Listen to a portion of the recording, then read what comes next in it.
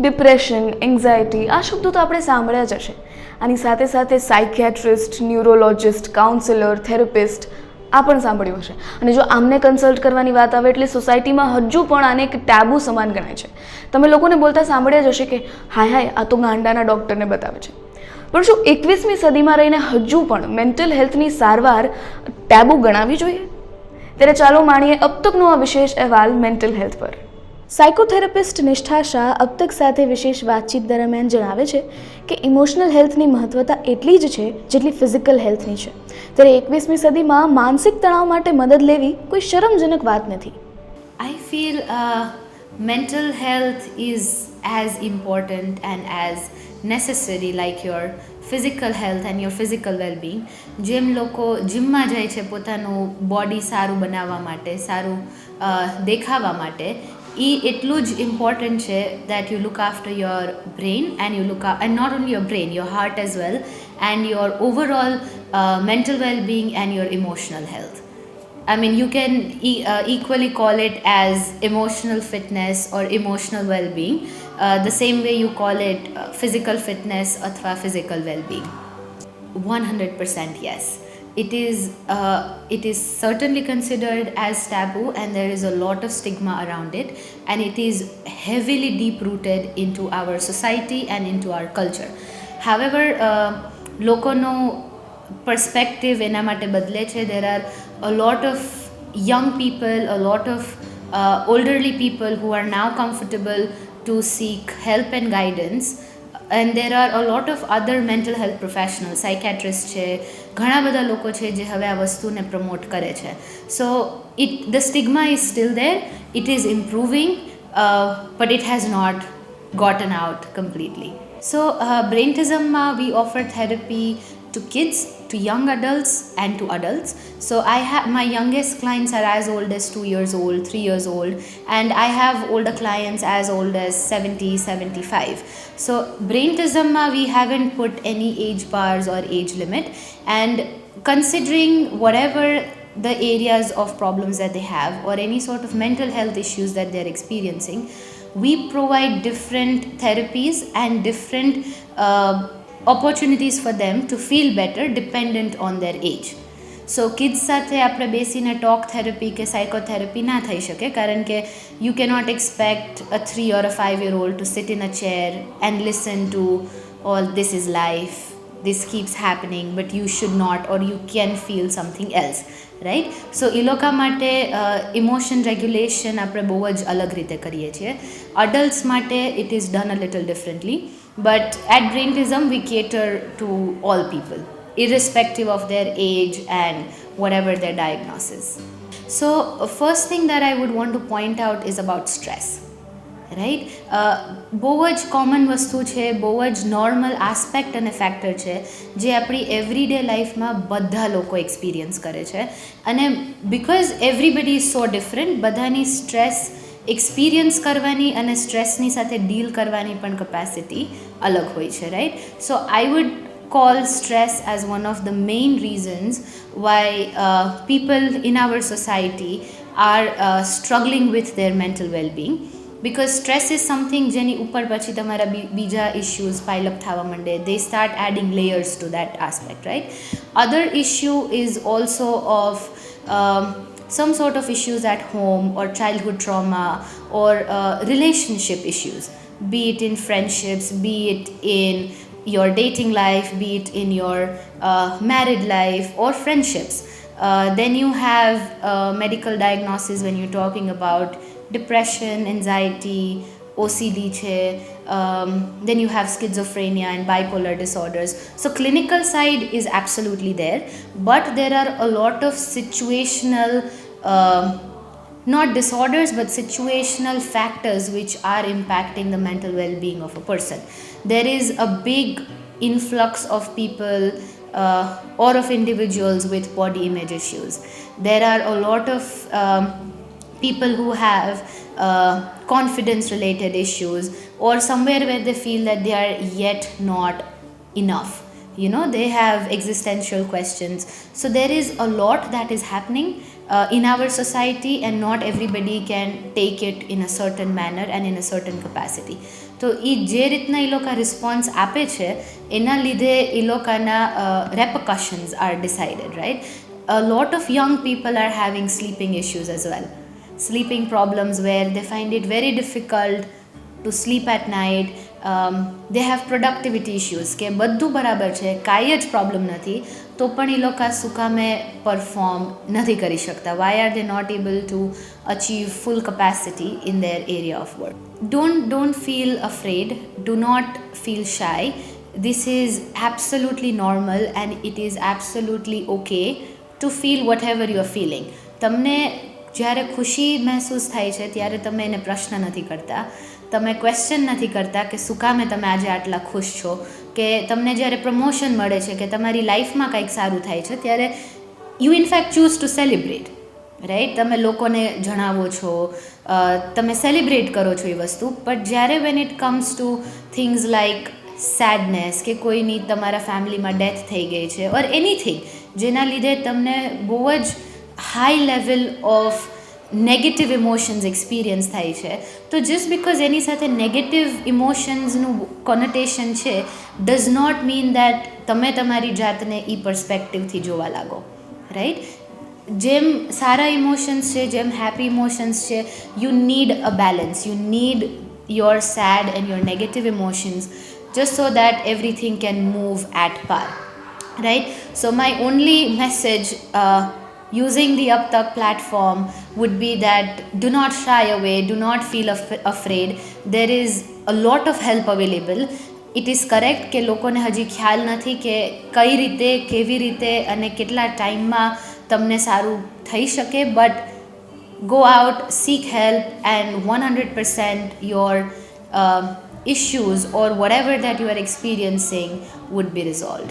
Neurologist doctor Sarika Patil અબ તક સાથે વિશેષ વાતચીત દરમિયાન જણાવે છે કે માનસિક તણાવની જો સારવાર સમયસર થાય તો તેની અસર શારીરિક સ્વાસ્થ્ય પર દેખાતી નથી. ત્યારે આવા સમયે નિષ્ણાંતનો સંપર્ક કરી જરૂરથી સારવાર મેળવવી ખૂબ જ અગત્ય છે. નમસ્કાર. સૌથી પહેલાં તો મેં અબ તક ચેનલનું ધન્યવાદ આભાર માનું છું કે એ બહુ એક મહત્ત્વપૂર્ણ વિષય મેન્ટલ હેલ્થ, જેની તમે કીધું આ પ્રમાણે આપણે સમાજમાં બહુ જ એનું સ્ટિગ્મા છે, લોકોને એમાં ઓપનલી વાતો કરવાની હજી બહુ બીક લાગે છે અને એ બહુ સ્ટિગ્મા છે. મારા હિસાબે મેન્ટલ હેલ્થમાં અત્યાર સુધી 50% જ લોકોને ટ્રીટમેન્ટ મળે છે, 50% લોકો તો એના ઉપર કંઈ વાતો નથી કરતા. તો સ્ટિગ્મા તો બહુ જ છે અને એ મેન્ટલ હેલ્થ અત્યારે કોવિડના લીધે હજી બહુ જ ડિસ્ટર્બ થઈ ગઈ છે, ડાઉન થઈ ગઈ છે. અને હવે મેન્ટલ હેલ્થમાં આપણે ધ્યાન ના આપીએ, એની ટ્રીટમેન્ટ ના કરીએ તો આપણે એના લીધે સ્ટ્રેસ વધી જાય ને, ડિપ્રેશન વધી જાય ને, એ પોતે પેશન્ટ, એના સાથે સાથે એને આખું ફેમિલી, એને સોશિયલ, ફિઝિકલ હેલ્થ અને આપણું મગજ એ બધા પર અસર થાય છે. અને એ ડિસ્ટર્બ મેન્ટલ હેલ્થના લીધે બહુ બધા ન્યુરોલોજિકલ ડિસીઝીસ છે, જેમ કે માઇગ્રેન છે, આધાશીસી, એનું પ્રમાણ વધી જાય છે. બહુ જ સ્ટ્રેસ હોય તો પેશન્ટને લકવા આવી જાય છે, એને પહેલાંથી જ રિસ્ક ફેક્ટર હોય, ડાયાબિટીસ, બ્લડ પ્રેશર, અને એના સાથે એને મેન્ટલ હેલ્થ બહુ ખરાબ છે, એના ઉપર ધ્યાન ના અપાય તો એને લકવા આવી શકાય છે. બહુ સ્ટ્રેસ છે મેન્ટલ હેલ્થમાં તો એના કારણે બહુ બધા પેશન્ટને ખેંચનું અટેક ફરી આવે છે, મિરગીને અટેક. તો મેન્ટલ હેલ્થને આપણે ધ્યાન આપવું પડે, એમાં ડરવાની કોઈ વાત નથી. એના ઉપર બહુ સરસ ટ્રીટમેન્ટ અવેલેબલ છે. તો આપણે વાત કરીને એને ટ્રીટમેન્ટ કરે તો એના લીધે જો મગજ સાથે સાથે બાકી બીજા અવયવ પર અસર થાય છે, જેમ કે દિલ કી દોરા, એ બધું આપણે રોકી શકાય છે. એટલે એને આપણે કાઉન્સિલર પાસે, સાયકોલોજિસ્ટ પાસે જઈને એને ટ્રીટમેન્ટ સારવાર કરવાની બહુ જ મહત્ત્વપૂર્ણ જરૂરી છે. તમે એકદમ સાચી વાત કીધી. મેન્ટલ હેલ્થનું આજ સુધી આપણા પાસે એટલું અવેરનેસ નથી, એટલે બહુ બધા એવું ફેમિલીઝ હોય છે કે એને મેન્ટલ હેલ્થ ડિસ્ટર્બ હોય પણ ઘરના જ કોઈને ખ્યાલ ના હોય. મેન્ટલ હેલ્થ ડિસ્ટર્બ હોય એટલે પેશન્ટ આપણે ઘરે હોઈ શકાય, આપણે નેક્સ્ટ ડોર હોઈ શકાય, પણ આપણે ખ્યાલ ના હોય છે અને એ વધતું જાય, એને કંઈ વાત કરવાનો ચાન્સ ના મળે અને પછી એને ન્યુરોલોજિકલ પ્રેઝન્ટેશન હોય છે. હવે જો મેં વધારે મુવમેન્ટ ડિસઓર્ડરના પેશન્ટ જોઉં છું તો એમાં એ એક્સ્ટ્રીમ જો સ્ટ્રેસ બની જાય તો એનું પ્રેઝન્ટેશન કરીને અલગ અલગ પ્રકારનું ન્યુરોલોજિકલ પ્રેઝન્ટેશન થઈ શકાય છે. અને પછી અમે પેશન્ટ સાથે ઇન્ટરેક્શન કરે તો તો એનો આપણે ખ્યાલ આવે કે ધીસ ઇઝ એ બધું એને ડિસ્ટર્બ મેન્ટલ હેલ્થના લીધે છે. તો એ બધું આપણે રોકી શકાય છે અને ટાઈમ પર આપણે એનો આઈડેન્ટિફાઈ કરીને એની સારવાર કરવાની બહુ જરૂરી છે. મેં બધા શ્રોતાઓને ઓર પ્રેક્ષકોને એ કહેવાના ચાહતી હું કે મેન્ટલ હેલ્થ એ બહુ જ ઇમ્પોર્ટન્ટ છે. એના अपने વિચારસરણી પર, अपने કામ પર, अपनी ફિઝિકલ હેલ્થ પર બહુ અસર થાય છે. એને આપણે બહુ ઇમ્પોર્ટન્ટ આપીને, જેમ કેવું આપણે કોઈ દવા જે ડાયાબિટીસ છે, બીપી છે, લખવાની દવા કેવું રેગ્યુલર લે છે, એના માટે ધ્યાન રાખે છે, એવી રીતે એને પણ આઈડેન્ટિફાઈ કરીને ઘરમાં આપણે કામની જગ્યા કોઈ પણ છે એવું લે તો એના સાથે વાતો કરીને એનો ફ્રી કરવાનું જરૂરી છે. Speak openly, don't be afraid, it is treatable અને it is not a major illness. કે એમાં કંઈ શરમ વાગડવાની જરૂર નથી અને it is treatable. So be open and speak clearly. Mind care ન્યુરોસાઇકેટ્રીના ડૉક્ટર રામ અબ તક સાથે વિશેષ વાતચીત દરમિયાન જણાવે છે કે માનસિક સ્વાસ્થ્યની મહત્વતા એટલી જ છે જેટલી શારીરિક સ્વાસ્થ્યની છે. હાલ તો કોવિડ જેવા કપરા સમયમાં લોકોની માનસિક હાલત પર ખાસી એવી અસર થઈ છે. હું doctor Rajesh Ram, mind care hospital Rajkot તરફથી આજે મેન્ટલ હેલ્થ વિશે થોડું ગાઈડન્સ આપીશ. મેન્ટલ હેલ્થ એટલે કે મનની ક્ષમતા કે મનની સ્વાસ્થ્ય કેવું છે એ આપણે એના વિશે આજે વાત કરશું. તો પહેલાં તો આપણે વાત કરીએ હેલ્થ એટલે શું. તો કે શારીરિક, માનસિક અને સામાજિક રીતે જો આપણે કોઈ પણ રોગ ના હોય અને બધી રીતે ફિટ હોય તો આપણે હેલ્ધી કહી શકાય. તો હેલ્થની ડેફિનેશનમાં 3 પાર્ટ આવે છે. જેટલું ફિઝિકલ હેલ્થનું ઇમ્પોર્ટન્સ છે એટલું જ મેન્ટલ હેલ્થનું ઇમ્પોર્ટન્ટ હોવું જોઈએ. આપણા સમાજમાં ખાસ કરીને લોકો શારીરિક હેલ્થ પ્રત્યે વધારે અવેર છે. એમાં બી જે કોરોના ગયા પછી શારીરિક હેલ્થનું બધાને ઇમ્પોર્ટન્સ વધારે સમજાયું છે, પણ સાથે સાથે કોવિડને લીધે ઘણી બધી માનસિક બીમારીઓનું પ્રમાણ વધારે જોવા મળ્યું છે. તો એ લોકોમાં હજુ અવેરનેસ આવતી નથી કે મેન્ટલ હેલ્થ પણ જેટલી શારીરિક હેલ્થ જરૂરી છે એટલી જ મેન્ટલ હેલ્થ પણ ઉપયોગી છે. તો મેન્ટલ હેલ્થ વિશે જાણવું, સમજવું આપણા બધા માટે અગત્યનું છે. અને જો આપણી મેન્ટલ હેલ્થ સારી હશે તો જ આપણે સારી. એનું સૌથી મોટું એક્ઝામ્પલ આપું કે ઇનિશિયલી ડિપ્રેશનમાં કોઈ પેશન્ટ છે, બરાબર, તો ડિપ્રેશન જેમ જેમ વધતું જાય એમ એની સિવિયરિટી વધતી જાય. જે તે વ્યક્તિની પોતાનું કામ કરવાની ક્ષમતાઓ ઘટી જાય છે, લોકો સાથેનો સંપર્ક બગડી જાય છે અને જેમ ડિપ્રેશન વધારે સિવિયર બને છે તો માણસોને સુસાઇડના વિચાર પણ આવતા જાય છે. અને દિવસે ને દિવસે જ્યાં જોઈએ છે તો સુસાઇડનું પ્રમાણ વધતું જાય છે અને યંગસ્ટરમાં ખાસ કરીને સુસાઇડનું પ્રમાણ વધારે જોવા મળે છે. એના ઘણા બધા કારણો છે કે ઇનિશિયલ કરતાં ડિપ્રેશન અત્યારે સેકન્ડ મોસ્ટ કોમન ડિસઓર્ડર છે કે જે મોત થવા પાછળનું જવાબદાર કારણ છે. થોડા વર્ષોમાં કદાચ ડિપ્રેશન હૃદયની બીમારી કરતાં પણ આગળના સ્ટેજે પહોંચી જશે અને સૌથી વધારે પ્રમાણમાં મોત થવા માટેનું કારણ હોઈ શકે છે. મેન્ટલ હેલ્થની ટીપ માટે જો વાત કરીએ તો પહેલાં તો જે આપણે શારીરિક જે એક્સરસાઇઝ જે આપણે ફિઝિકલ માટે કરીએ છીએ એ મેન્ટલ હેલ્થ સારી રાખવામાં ઉપયોગી બને છે. બીજું યોગા, મેડિટેશન જે સૌથી વધારે મેન્ટલ હેલ્થ સારી રાખવા માટે ઉપયોગી છે. તમારી ક્ષમતા મુજબ કામ કરો, પોતાના માઇન્ડને પૂરતો રેસ્ટ આપો. મ્યુઝિક એક સારી વસ્તુ છે કે મ્યુઝિકથી પણ લોકોને મેન્ટલ હેલ્થને ઇમ્પ્રુવમેન્ટ થતું જોવા મળે છે. તમારા ફ્રેન્ડ સર્કલ સાથે તમે કોન્ટેક્ટ કરો, એની સાથે બેસો. વધારે પડતો સોશિયલ મીડિયા કે ગેજેટ્સનો ઉપયોગ ટાળો. લોકો સાથે સોશિયલ કોન્ટેક્ટ બનાવો અને પોતાની મનગમતી પ્રવૃત્તિઓ લાંબો સમય રેગ્યુલર કરવાથી પણ મેન્ટલ હેલ્થમાં સારો એવો ફાયદો થતો જોવા મળે છે. રાજકોટ સિવિલ હોસ્પિટલના ડૉક્ટર મુકેશ પટેલ અબ તક સાથે વિશેષ વાતચીત દરમિયાન જણાવે છે કે હાલના સમયમાં લોકો માનસિક સ્વાસ્થ્યને લઈ જાગૃત થઈ ગયા છે, ત્યારે લોકો હવે સમજે છે અને સારવાર માટે પણ નિષ્ણાંત પાસે જાય છે. માત્ર મેન્ટલ હેલ્થ નહીં, પણ આપણે એવું વિચારીએ કે શારીરિક તંદુરસ્તી, સામાજિક તંદુરસ્તી, આર્થિક તંદુરસ્તી, આ બધું પણ આપણે જોતા જોઈએ છીએ કે દરેક વ્યક્તિ પોતપોતાની જીવન તંદુરસ્ત રહે એવી કોશિશ કરતા હોય છે. એવી જ રીતે મનની પણ તંદુરસ્તી જરૂરી છે. મન કેમ કે દેખાતું નથી, આપણે શરીર જોઈએ છીએ, સંબંધો જોઈએ છીએ, પૈસા પણ દેખાય છે, પરંતુ મન એવું છે કે જે દેખાતું નથી. એટલે દેખાતું નથી એટલે એને કેવી રીતે તંદુરસ્ત રાખવું એના માટે આપણે યોગ્ય વિચાર નથી કરી રહ્યા. પરંતુ મનનું અસ્તિત્વ છે, બહુ સોલિડ અસ્તિત્વ છે. જેવું જ આપણું શરીરનું કે સમાજનું કે અર્થવ્યવસ્થાનું અસ્તિત્વ છે એવું જ મનનું પણ અસ્તિત્વ છે. અને મોટાભાગે માણસો જ્યારે દુઃખી થાય ત્યારે એને ખ્યાલ આવતો જ હોય છે કે મારા મનમાં કંઈક વાંધો છે.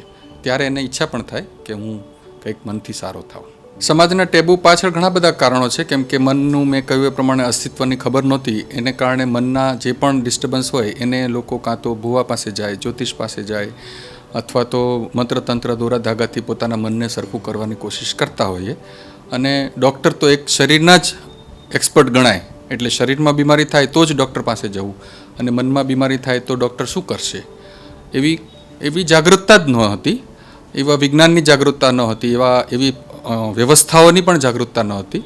એને કારણે ઘણા વર્ષો સુધી આપણા સમાજે આ પરિસ્થિતિ ભોગવી છે, પરંતુ હાલમાં એ સ્થિતિ ખૂબ ઇમ્પ્રુવિંગ છે, સારી છે.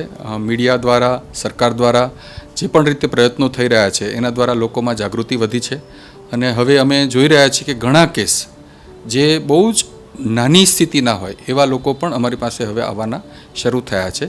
ઘણા કેસ એવા પણ છે કે આવા ટેબુમાંથી પસાર થઈને પછી આવે છે, કે ભુવા પાસે જઈ આવે, જ્યોતિષ પાસે જઈ આવે, અને પછી કોઈક કહે કે ભાઈ તમે ડૉક્ટર પાસે જાઓ, અને ડૉક્ટર પાસે આવે છે. એટલે જાગૃતતા સુધરી રહી છે હવે.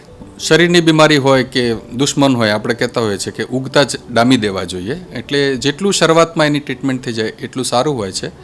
જેવી રીતે શરીરની બીમારી પણ સમયસર ટ્રીટમેન્ટ નથી થતી હોતી તો એના ગંભીર પરિણામો ત્યાં સુધી કે મૃત્યુ પણ આવી શકતું હોય છે. એવી જ રીતે મેન્ટલ ડિસ્ટર્બન્સમાં પણ માણસો જો યોગ્ય સમયે યોગ્ય સારવાર ન કરે તો કામમાં ભૂલ થવી, ખોટા ડિસિઝન લેવાઈ જવા, અને એ ખોટા ડિસિઝનના પરિણામો ઘણા વર્ષો સુધી ભોગવવા, અથવા તો ખોટી આદતો શરૂ થઈ જાય. પોતાના મનને તંદુરસ્ત કરવા માટે ઘણા લોકો વ્યસનનો સહારો લેતા હોય છે. એ વ્યસનને લીધે એમની જીવનમાં મુશ્કેલીઓ આવતી હોય છે, અથવા તો ક્યારેક ગંભીર પરિણામ સ્વરૂપે વ્યક્તિઓ આપઘાત કરવા જેવા પણ પગલાં લેતા હોય છે. એટલે આવા ગંભીર પરિણામો આવતા હોય છે. મેન્ટલ હેલ્થ એ જેવું ફિઝિકલ હેલ્થ છે એટલું જ ઇમ્પોર્ટન્ટ છે. શરીર માટે આપણે કસરત કરતા હોઈએ કે શરીર માટે આપણે યોગ્ય ડાયટ અથવા ડાયટિંગનો આગ્રહ રાખતા હોઈએ, તો એવી જ રીતે માનસિક તંદુરસ્તી માટે પણ સમયસર અને ચોક્કસ પગલાં લેવા જોઈએ. જ્યાં સુધી યોગ, પ્રાણાયામ કે ધ્યાન અથવા તો ધાર્મિકતાના માધ્યમથી મન સારું રહેતું હોય ત્યાં સુધી બરાબર વાત છે. પરંતુ જ્યારે પણ એમ લાગે કે એ વસ્તુ આપણને મદદ નથી કરી રહી, ત્યારે યોગ્ય ચિકિત્સકની, ક્વોલિફાઈડ ચિકિત્સકની પાસેથી યોગ્ય સારવાર લેવાથી આપણને સમયસર સારવાર મળી રહે અને આપણને સમયસર ગંભીર પરિણામોમાંથી આપણે બચી શકીશું. તો દર્શક મિત્રો, મેન્ટલ હેલ્થ અને ઇમોશનલ ફિટનેસ પરના આ વિશેષ અહેવાલમાં આપણે જાણ્યું કે જો મેન્ટલ હેલ્થની સારવાર સમયસર લઈએ તો એની અસર જે છે શારીરિક ફિટનેસ એટલે કે આપણી ફિઝિકલ ફિટનેસ પર નથી પડતી હોતી. ત્યારે ફરી પાછા મળીશું આવા જ નવીન અહેવાલ સાથે. ત્યાં સુધી આપો મને રજા અને જોતા રહો અબ તક. ધન્યવાદ.